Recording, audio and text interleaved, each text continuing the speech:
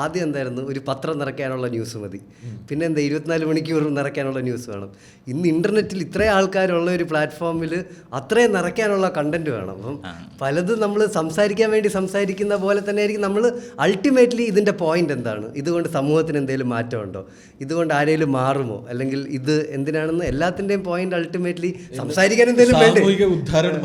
ഇല്ല ഇല്ല, അതൊന്നുമില്ല. ഞാൻ പറഞ്ഞത് അങ്ങനത്തെ ഒരു പോയിന്റും ഇല്ല.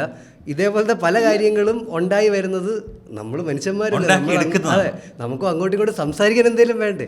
അപ്പൊ ഇങ്ങനെ ഓരോ വിഷയങ്ങൾ എടുക്കുക എന്നുള്ളത്. ഈ പറഞ്ഞ പോലെ എൻഗേജ്മെന്റ് ഇപ്പോഴത്തെ സോഷ്യൽ മീഡിയയിൽ മൊത്തം എൻഗേജ്മെന്റ് ആണ്. ന്യൂസ് ചാനൽസ് ചെയ്യുന്നത് ആൾക്കാരെ കൊണ്ട് കമന്റ് ചെയ്യിക്കണം, അങ്ങനെയാണ് റീച്ച് വരുന്നത്, അങ്ങനെയാണ് അവരുടെ ബിസിനസ് നടക്കുന്നത്, അങ്ങനെയാണ് അവർക്ക് ആഡ്സ് വരുന്നത്, റൈറ്റ്? ഇപ്പോൾ ന്യൂസ് പേപ്പേഴ്സ് ആയാലും ഇറ്റ്സ് ഓൾ അബൌട്ട് ആഡ്സ് അല്ലേ, നടത്തിക്കൊണ്ടുപോകണം, ബിസിനസ് ആണ്.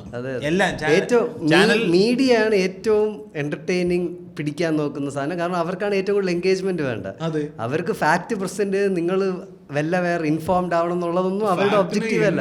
നിങ്ങൾ ആങ്ഷ്യസ് ആവണം, നിങ്ങൾ ഇമോഷണൽ ആവണം, അങ്ങനത്തെ ഉള്ളതൊക്കെയാണ് മീഡിയയുടെ പ്രയോറിറ്റി. ലോക മീഡിയാസിന്റെ ഒക്കെ എപ്പോഴും പ്രയോറിറ്റി അവരെ നിലനിർത്തിക്കൊണ്ട് പോകുന്ന ഫണ്ടേഴ്സിനെയും അവരെ സാറ്റിസ്ഫൈ ചെയ്യിക്കുക എന്നുള്ള, അല്ലെങ്കിൽ ഗവൺമെന്റിനെ സാറ്റിസ്ഫൈ ചെയ്യുക. SMS